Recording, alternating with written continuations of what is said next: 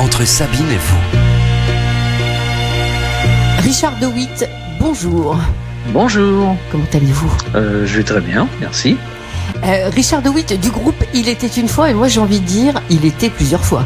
Oui, vu les événements par lesquels nous sommes passés pendant plus de 8 ans, on a eu plusieurs souvenirs absolument incroyables. Voilà, donc il était plusieurs fois.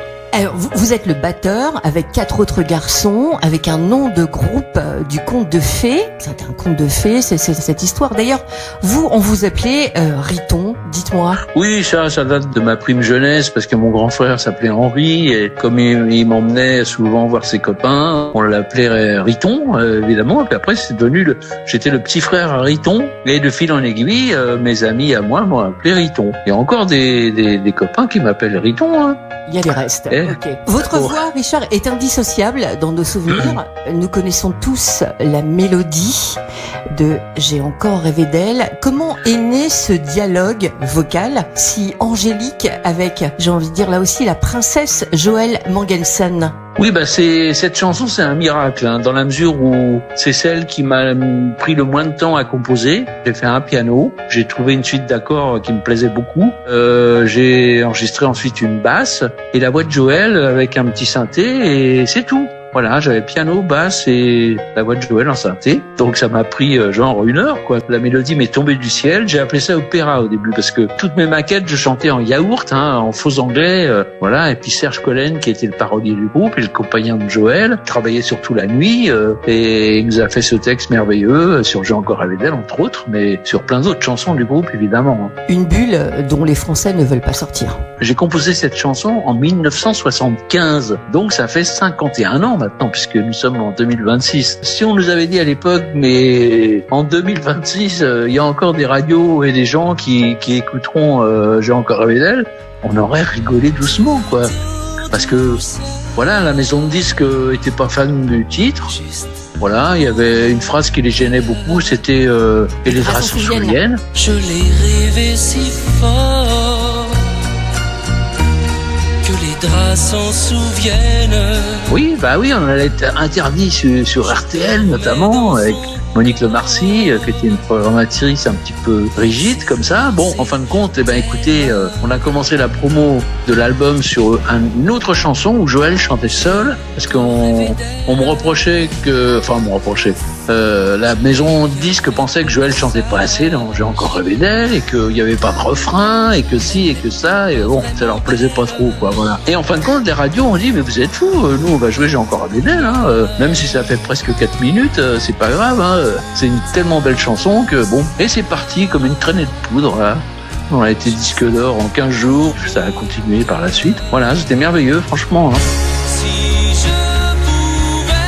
Rappelez-nous ta rencontre avec Joëlle qui est improbable, si mes souvenirs sont bons. Oui. Elle est avec sa sœur de 15 ans, elle en a 16. Vous êtes dans un bar à Saint-Tropez, vous frimez dans une voiture que Michel Polnareff vous a gentiment prêtée. On était musiciens, Serge et moi. On avait un groupe qui s'appelait les Jelly Roll à l'époque. Bon, on faisait du rhythm and blues surtout, et on accompagnait Polnareff en même temps, quoi. Donc on avait des tournées incroyables avec lui partout, même aux États-Unis. Enfin, c'était dingue. Et on fait une tournée d'été avec lui, et il venait d'acheter une Ford Mustang blanche décapotable avec les sièges en cuir rouge magnifiques. À l'époque, il y avait des cassettes 8 pistes dans les voitures, donc c'était un son stéréo magnifique. On avait mis, je me souviens, du Tchaïkovski, et il nous prête sa voiture. On va faire un petit tour sur le port de Saint-Tropez. Maintenant, c'est plus permis, mais à l'époque, on pouvait. Puis on repère 2 minettes à la terrasse du Gorille, qui existe toujours. C'est un troquet sur le port de Saint-Tropez. Et Serge a demandé tout de suite, en rigolant à Joëlle, est-ce que vous voulez m'épouser? Mais vraiment, je me souviens de la phrase, pour rigoler comme ça. Et puis elle a dit oui, en rigolant également. Donc voilà, ça s'est fait comme ça. Elle n'était pas destinée à chanter, c'est un pur hasard. En même temps, est-ce qu'il y a vraiment un hasard dans cette histoire? C'est incroyable. C'est vraiment un miracle d'avoir rencontré Joëlle. On savait pas du tout qu'elle savait chanter, parce qu'elle était inscrite aux Beaux-Arts à Paris. À Marseille, pardon. Et ses parents avaient une maison à Port-Grimaud, juste à côté de Saint-Tropez. Son père était diplomate, sa mère, femme au foyer, mais enfin, moi, elle avait 3 sœurs, elle les a toujours, je pense. Puis voilà, c'était complètement improbable, quelques temps après, elle montait vivre avec Serge à Colombes, en banlieue parisienne, dans un petit 2 pièces avec la maman de Serge, sans salle de bain. Enfin, c'était un petit peu hard, mais bon, ses parents étaient quand même vachement libéraux pour la laisser partir comme ça à 16 ans. Voilà. Tous les trois, on a commencé à répéter des choses un petit peu genre Peter, Paul and Mary. On aimait bien ce genre de trio là. Et puis on s'est rendu compte qu'il nous manquait une basse, qu'il nous manquait un clavier. On a engagé des copains de Colombes, parce qu'on était tous de Colombes pratiquement. Je vais faire vite parce que pour manger, bon, on a monté un petit numéro de striptease entre guillemets, au Feuille du Pigalle, qui était une boîte de striptease à Paris, qui existe toujours, mais c'est plus pareil. Bon, Joël avait 16 ans, on faisait croire à la police des mœurs qu'elle avait 18, mais bon, à l'époque, les stripteaseuses avaient des caches d'aînés, et puis des caches foufounes aussi, voilà.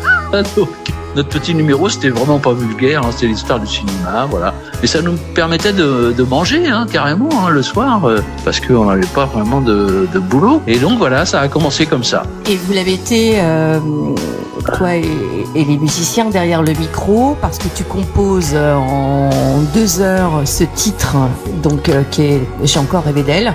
Tu la mets au micro parce qu'initialement c'est du synthé, il y a pas de voix de prévu, de voix féminine, c'est bien ça?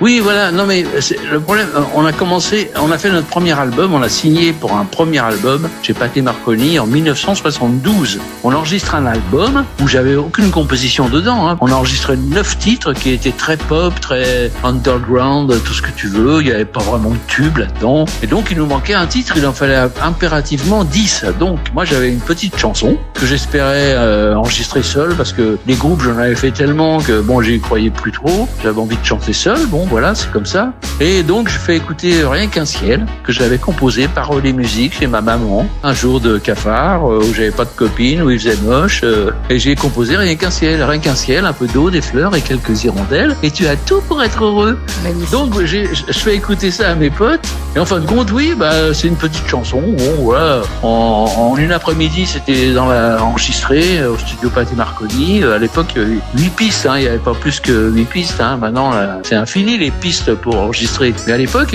comme les Beatles, on avait 8 pistes, donc 4 pistes pour les instruments et puis 4 pistes pour les voix. Le mixage, ça s'est fait très vite aussi. Dans l'après-midi, c'était dans la boîte, on l'a mis dans l'album. On part jouer à Saint-Tropez, au Voum Voum, pendant 2 mois et demi. Il y avait nos copains les Aphroditchal qui étaient au Cave du Roi. On allait rejoindre après notre show au Voum Voum. Et on entendait notre chanson sur Radio Monte Carlo. 5-6 fois par jour, quoi. C'était incroyable. Rien qu'un ciel, on n'en revenait carrément pas, Et voilà, en rentrant à Paris, il y avait une promo d'enfer qui nous attendait. On avait les meilleurs attachés de presse de la place de Paris. Enfin, à l'époque, les maisons de disques étaient pétées de thunes, donc c'était génial, quoi. Et la première télé qu'on fait, c'est le Sacha Show avec Sacha Distel, qui était chez Pathé Marconi comme nous. Et en direct, il nous parraine carrément. Alors, la vidéo, on peut encore la voir sur YouTube, il n'y a pas de problème. On est beau comme des cœurs. Joël est magnifique, elle crève l'écran. Et à partir de là, c'est parti. Alors, Rien qu'un ciel. Donc, comme ça avait marché une fois avec Rien qu'un ciel, on m'a dit, écoute, tu vas être le compositeur attitré du groupe. Et je me suis mis à bosser comme un malade sur mes claviers, dans mon studio, à Courbevoie. Et voilà, j'ai composé Les filles du mercredi. Ensuite, Que fais-tu ce soir après dîner, etc. Jusqu'à 1975, où cette chanson qui me tombe du ciel, là aussi ça a été un miracle, cette chanson, comme la rencontre avec Joël, un miracle, c'est dingue.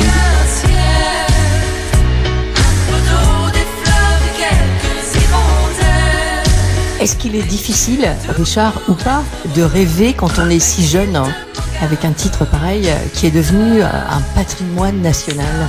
Oui, mais on se rendait pas du tout compte, Franchement, on savourait le succès qu'on n'avait pas provoqué. Il n'y avait pas de réseau à l'époque, il n'y avait pas d'internet, il n'y avait que dalle. Il fallait pas faire le buzz. Enfin, il fallait surtout avoir une bonne chanson et passer chez Guy Lux, chez Drucker, chez Jacques Martin, Daniel Gilbert. Voilà, la promotion se faisait comme ça. On était ravis, surtout. Voilà, on s'attendait pas. On avait enregistré un album pour avoir une carte de visite, pour travailler davantage dans les soirées privées, dans les fêtes de grandes écoles et tout ça. On n'imaginait pas une seconde que ça allait cartonner comme ça, quoi. Et tant mieux, donc on en a bien profité, vraiment. On a fait des tournées magnifiques avec Jodassin notamment, beaucoup, avec Carlos, avec Johnny évidemment, À une époque, on faisait plus de 200 galas par an, quoi. C'était dingue. On était tout le temps sur les routes, dans les avions, dans les voitures, dans les trains. Mais on savourait notre succès, tout simplement. Hein. Richard, tu es un multi-instrumentiste. On dit que tu es un mélodiste hors pair. Ta méthode, lorsque tu composes, j'imagine que tu composes encore aujourd'hui, est-ce que tu entends d'abord la musique ou est-ce que l'émotion, ça m'intéresse, ça va intéresser nos auditeurs, l'émotion d'une voix qui guide ton stylo? Non, moi j'écris pas les textes ou très rarement, donc j'ai surtout les musiques. Moi je pianote. Et suivant une suite harmonique qui me plaît, j'enchaîne, je développe et la mélodie vient après, si tu veux, hein, en chantant en n'importe quoi, en yaourt, quoi. Je veux dire, voilà, ça se fait comme ça, quoi. Je calcule pas. À l'instant. Ça tombe du ciel ou pas. Bah oui, voilà, c'est comme ça. Hein. Tu as une formation de musicien, tu as étudié la musique, tu es passé par l'école de musique et le conservatoire. Non, rien. Autodidacte. Oui, j'ai appris le piano tout seul dès l'âge de 9 ans parce que une de nos voisines dans mon HLM à Colombes déménageait. Elle allait dans un appartement plus petit, donc le piano, elle nous l'a donné carrément à ma mère, à mon père. J'ai commencé à pianoter à 9 ans, puis j'ai jamais arrêté. Même les voisins, les pauvres, ils devaient avoir les oreilles cassées, mais enfin bon, ils m'ont jamais rien dit. Et la batterie, pareil, quoi. J'ai commencé vraiment à taper sur les boîtes en carton avec des aiguilles à tricoter. Alors mon père qui rentrait de l'usine, il supportait pas le bruit comme ça parce qu'il était toute la journée là-dedans, donc il me planquait tout ça, il me fermait le piano à clé. Bon, c'est un peu dommage. Mais comme ma maman était une ancienne chanteuse d'opérette, j'entendais chanter toute la journée, quoi. C'était incroyable. Oui, je pense que j'ai vraiment hérité d'elle, quoi, au niveau de la voix, au niveau de la musique, de tout ça, quoi. Elle est au paradis. Je lui fais un gros bisou souvent. Voilà, c'est un peu grâce à ma maman que j'ai pu faire ce que je voulais. Aujourd'hui, quel est ton regard sur cette parenthèse absolument enchantée de 1972 à 1979? Après, tu as attaqué une carrière solo. Ça reste un rêve éveillé. Oui, après, quand le groupe s'est séparé, évidemment, les médias ne l'ont pas pardonné. Et puis, moi, j'ai fait un album tout de suite. J'ai re-signé chez Pathé Marconi, la même maison de disques. Je suis parti enregistrer un album à Wembley, en Angleterre, avec des musiciens anglais. C'est un très très bel album, coup d'éclat dans le cœur. Il y a des super beaux textes là-dedans, mais ça n'a pas marché du tout. Mais par contre, au Québec, ça a fonctionné. En 1900, ça a fonctionné. C'est-à-dire que en France, Monique Lemarcy, donc toujours RTL, préférait un titre sur l'album qui s'appelle Fantasy, un truc poète, une chanson sympa, quoi. Voilà, bon. Et mon producteur, Laurent Thierry-Mic, paix à son âme, nous, on misait sur ne m'en veux pas, voilà. Donc, ne m'en veux pas. En France, ça n'a pas fonctionné du tout. Par contre, au Québec, j'ai été appelé, je suis allé à Montréal, j'ai été accueilli comme une star là-bas, incroyable. J'avais des pages entières dans les journaux et tout. Et j'ai rencontré une jeune fille qui s'appelle Céline Dion. Elle avait 14 ans, son producteur c'était déjà René, hein. Et on est devenus amis comme ça, on a fait de la promo ensemble, hein. On faisait des interviews à l'hôtel, on a fait plusieurs télés à Montréal et un petit peu ailleurs, on a fait des radios, tout ça. Quand je l'ai entendu chanter, je suis tombé par terre, là, je me suis dit, oh, voilà, celle-là, ça va être une star incroyable. Je me trompais pas, hein. Une façon de chanter incroyable, quoi, une maîtrise vocale, ça a été un bonheur. Donc voilà, j'ai été numéro 1 au Québec, et par contre pas en France. Alors après, c'était un petit peu plus dur. J'ai enregistré des 45 tours, des singles, comme on dit. Bon, c'était un peu plus difficile. Après, j'ai travaillé avec Barbelivien. Ça s'est un petit peu amélioré avec Elle aimait le Sud. J'ai fait presque un disque d'or avec Elle aimait le Sud. Elle aimait le Sud. Bon, jusqu'au jour où ma maison de disques m'a dit, Monsieur De Witt, voilà, non, mon cher Richard, bon c'est pas concluant, voilà, depuis le temps que vous enregistrez chez nous, donc ils m'ont gentiment dit de partir, quoi, voilà, ils m'ont donné un petit peu d'argent et ils ont rompu le contrat parce que je vendais pas assez de disques, hein, c'était compliqué, hein, dans les années 80 vraiment. Et je m'en suis sorti, en 1992, là je vais vite, hein, je raconte, en 1992, Yves Bigot que vous devez connaître, hein, que tu dois connaître, qui est un grand ponte des médias, qui est un homme adorable, qui était fan du groupe, mais grave, qui nous suivait souvent en gala et tout ça, oblige Pathé Marconi à sortir une vraie compile avec beaucoup de pubs à la télé. C'est très très important, quoi. Et donc, il y avait un spot publicitaire incroyable qui passait sur toutes les chaînes, et on a cartonné, mais grave, quoi. On a fait un double disque de diamant, de platine, de tout ce que tu veux. je les ai encore à la maison. Et du coup, Serge et moi, qui étions vraiment dans la merde, on avait plus de galas, les droits d'auteur étaient en chute libre, c'était une catastrophe. Et là, d'un seul coup, boum, on a été boosté carrément par tout ça, quoi. Ça a été formidable. À tel point que Pathé Marconi a sorti un second volume. Il y avait tellement de demandes que voilà, il y avait 2 albums presque identiques, mais il y en avait un bleu et un orange, je crois. Je les ai encore là aussi. Ça a super marché, quoi. Et à partir de là, moi j'ai rebondi, j'ai retrouvé des galas, je m'en suis vraiment bien sorti, Serge aussi, et merci mon Dieu. Richard, on t'associe éternellement au romantisme et à la douceur, voire même un crooner. Si tu avais dû faire une carrière de rocker, voire punk, tu vas me dire c'était bien parti avec les Beatles, puisque fan des Beatles, en 1961, tu valides pour ce nom de groupe, les Beatles avec un P, un nom de groupe bien français. Quelle aurait été la teneur de tes textes ou de la musique, donc rock bien sûr, mais non, mais à l'époque je savais. C'est en 1963. Serge et moi, Serge Collen, donc on est allé voir les Beatles à l'Olympia avec Sylvie Vartan et Trini Lopez. Voilà, pour Sylvie Vartan, tout le monde voulait les Beatles, donc on était comme des malades. Pour nous, c'était des extraterrestres. Ils avaient réinventé la musique, c'est clair, avec George Martin, leur arrangeur. Et donc, on s'est appelé les Beatles, P-I-T-U-L-S, pour faire bien franchouillard, et on ne jouait que du Beatles sur scène, voilà. Moi, j'avais acheté la même Ludwig, la même batterie que Ringo. Ringo, c'était mon idole, donc... Et puis l'année d'après, en 64, ils sont passés au Palais des Sports, il me semble. Ouais, c'était au Palais des Sports, ouais. Où là, c'était la folie, quoi. On n'entendait plus rien, tellement tout le monde était debout à hurler. Mais le simple fait de les voir tous les 4 là sur scène, c'était un bonheur incroyable, quoi. Et donc on l'a jamais regretté. Bon, ensuite on a engagé Jacques Mercier, qui est un chanteur avec une voix un peu black, et on a fait du rhythm and blues. On s'est appelé du Jelly Roll, en hommage à Jelly Roll Morton, le pianiste de jazz américain, parce que notre producteur Richard Bennett est un fan de jazz, donc voilà. Là, on a fait du rhythm and blues. On tournait beaucoup, On faisait beaucoup de galas. On a même fait une tournée avec les Moody Blues à l'époque de Night in White Satin. Voilà. Donc, tu te rends compte, c'était pas n'importe quoi, Et voilà. Donc, et puis parallèlement, on a accompagné Charles Trenet pendant plus d'1 an, toujours en groupe. Il nous a rebaptisé le Bain Dis donc. Quand je repense à toutes les petites fiancées. Bain comme un bain pour se baigner, quoi. Le Bain Dis donc. Et il nous a écrit une chanson qui s'appelle Bain Dis donc, qu'est-ce que tu fais là à regarder la mer? Mais Trenet, c'était quelqu'un d'absolument délicieux, adorable, gentil, mais incroyable. Je te raconte même pas. Voilà, donc c'était un bonheur de l'accompagner sur scène. On jouait le moins fort possible. Il fallait surtout qu'on entende son pianiste, donc c'était le pied, quoi, de l'accompagner. Ensuite, Paul Naref, qu'on avait connu à l'époque où il était beatnik sur les marches de la butte Montmartre. Nous, on accompagnait c'était un peu la Starac avant l'heure, sous le Moulin Rouge à la Locomotive. Sous le Moulin Rouge, il y a une boîte qui s'appelle la Locomotive. Donc, tous les lundis, parce que c'était le jour de congé des coiffeurs et des coiffeuses, c'est vrai, il y avait des jeunes interprètes, garçons et filles, qui venaient chanter quelque chose.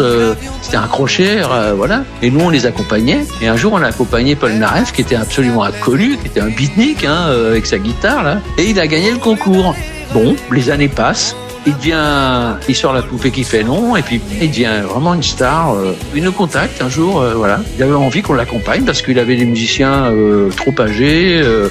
Il avait entendu parler de nous, et donc on fait une audition chez lui à Neuilly. Il avait un triplex là avec sa Harley dans le salon, un grand piano Steinway, mais le grand, c'est pas un quart de queue, c'est un queue carrément. On monte tout le matos, la sono, la batterie et les amplis et tout ça, et on fait une audition qui a pas duré très longtemps.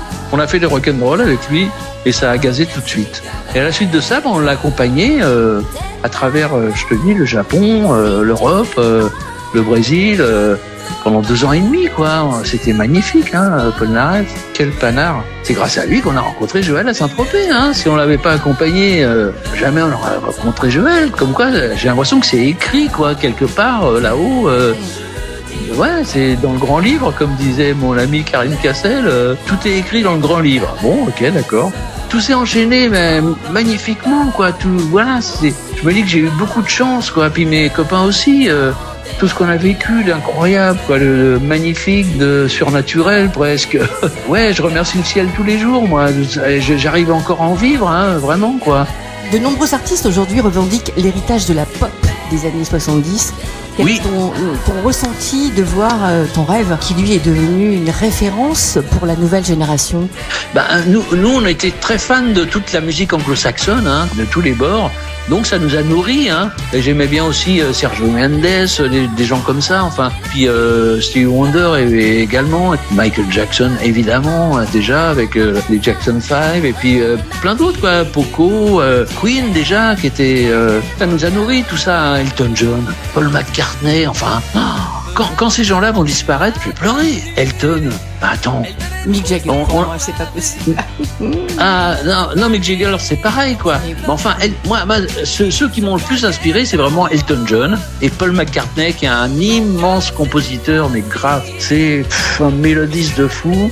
Et Elton, c'est pareil, quoi. Et moi, je me suis nourri de leur vinyle, là, mais à plus savoir à les user jusqu'à la corde, hein. Ça m'a inspiré beaucoup pour composer, évidemment. Hein. Et puis Billy Joel aussi, que j'adore, qui est américain, mais c'était une nourriture pop incroyable qui m'a nourri pour composer, quoi, vraiment. Hein. Richard, pour conclure, ou presque, si tu devais choisir une chanson, une seule, pour résumer ton état d'esprit actuel, laquelle serait-ce? Eh bien, écoute, il y en a tellement de belles chansons. Il y a Avec le temps de Léo Ferré, qui est magnifique. Moi, à chaque fois, je l'écoute, cette chanson. Et une chanson de Brel aussi, Ne me quitte pas. Tu tombes par terre, quoi. Moi, ça me fait venir les larmes, hein, franchement. Et bon, la chanson, c'est ça. Une chanson, c'est ça. Il faut que ça hérisse les poils des bras, hein, quand on l'écoute, ou qu'on se reconnaisse dans le texte. Voilà. Et souvent, maintenant, dans la musique actuelle, c'est plus du tout le cas, quoi. C'est de la dance, surtout de la musique pour danser, hein, voilà, du zouk, je sais pas quoi. Moi, je suis pas très convaincu. Le rap, c'est pas du tout mon truc. Alors franchement, bon, tant mieux pour eux s'ils réussissent. Hein, j'ai rien contre eux, mais moi, j'aime les mélodies, j'aime les textes comme ceux de Claude Lemel ou des gens comme ça, quoi. Bon, qui a écrit tous les textes de Dassin. Richard de Witt du groupe Il était une fois, comme disait Paul Valéry et Shakespeare, le meilleur moyen de réaliser ses rêves est de se réveiller, ou bien nous sommes de l'étoffe dont sont faits les rêves. Qu'est-ce que tu en penses? Ouais, faut que je réfléchisse un petit peu plus à ce que tu viens de me dire, mais... Les bons de rêver, oui. C'est vrai, quand on a un rêve... Et de les réaliser, c'est merveilleux. Enfin, absolument. Quand on a un rêve comme c'était le nôtre, et qu'on n'imagine pas une seconde que ça va se réaliser, quoi. Et puis d'un seul coup, ça se réalise vraiment, quoi. Et tout s'enchaîne pour que ça soit de mieux en mieux. Mais c'est... Encore merci au ciel, hein, de m'avoir accordé tout ça, quoi. Est-ce que tu as une actualité aujourd'hui, Richard? Écoute, je suis en train de travailler avec 2 producteurs, un Suisse et un Français. C'est eux qui produisent le tribute ABBA, tu sais. Depuis plus de 10 ans, ça marche du tonnerre de Dieu. Donc, ils ont eu l'idée de faire c'est une story, il était une fois, c'est pas un tribute, là, parce que je suis le véritable interprète, donc... J'ai 4 musiciens, vachement gentils, adorables, qui jouent super bien. Ils habitent la majorité en Belgique. C'est eux qui accompagnent ABBA, le tribute. Hein. Et puis j'ai une choriste qui a un certain âge, mais qui chante magnifiquement bien. Donc on est en train de monter ça, là. Et puis voilà, quoi. Moi j'adore le live. Alors que bon, je fais les galas, si tu veux, ou les prestations, on va appeler ça comme ça, avec une clé USB où il y a tous mes playback orchestres, voilà, comme la majorité de tous les chanteurs actuels qui font des spectacles, voilà, dans les clubs ou dans les restaurants, voilà. Mais bon, ça nous fait vivre et puis c'est bien, quoi, de faire plaisir aux gens. La musique est toujours là et elle sera toujours là, on est bien d'accord. Ah bah oui. Oui, bien sûr. Bah oui, c'est une vocation plus qu'un métier. Depuis tout petit, moi, j'ai toujours baigné là-dedans. J'ai eu la chance d'avoir un grand frère qui adorait la musique classique, qui était aux Jeunesses musicales de France. Il m'emmenait au concert à Gaveau, à Pleyel. j'ai découvert Beethoven, Tchaïkovski, Mozart, Bach.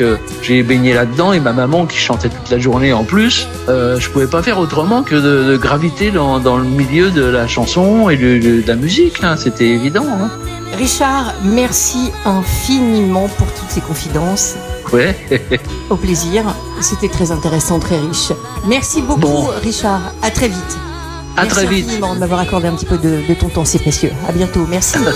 À bientôt. Merci à toi. Au revoir. Merci.